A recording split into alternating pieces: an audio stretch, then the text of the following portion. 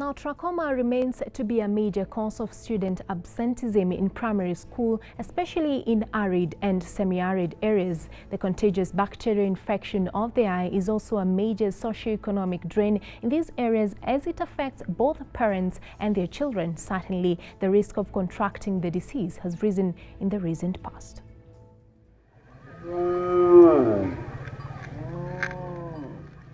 Trachoma is common especially among the elderly and children below the age of 10 years in Maasai land.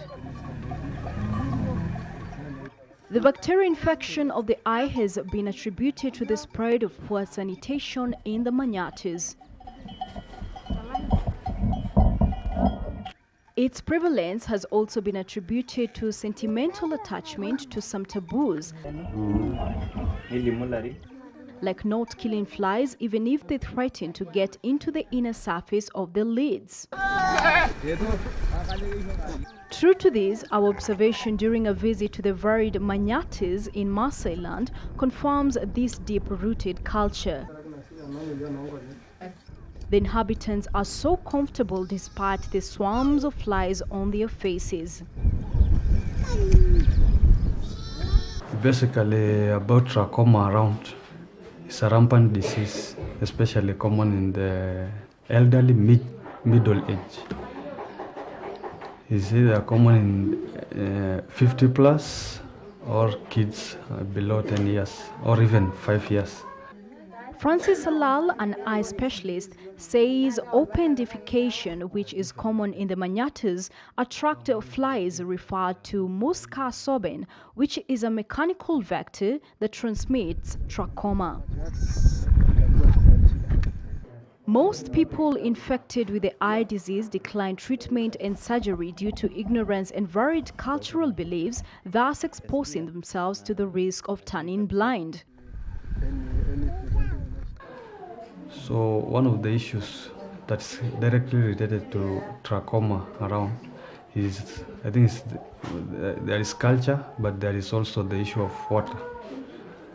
Water in this area has a long history that we do even sometimes miss water until we migrate because of water. People do migrate here because of water.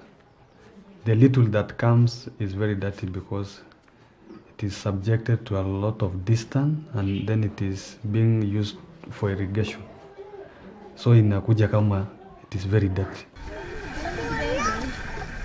Eyesight loss to trachoma is irreversible, and even though people in these states undergo surgery, the process is always meant to just stop further spread of infection.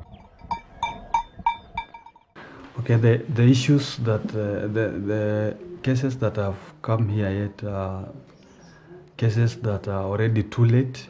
They wait until it is too much to handle. These scientifically proven facts, notwithstanding the rate of students' absenteeism in varied schools in Maasai land, has continued to rise. Cases of eyesight loss among the over 40s in this area has also increased. But what we know for sure, there are still a lot of cases back there in the community. We are trying to do a lot of mobilization so that they come to the health facility. But there is still a challenge of traveling around because of the road networks, even the culture itself, because they perceive it as a normal disease. So we are really trying to manage, but it has a lot of impacts economically.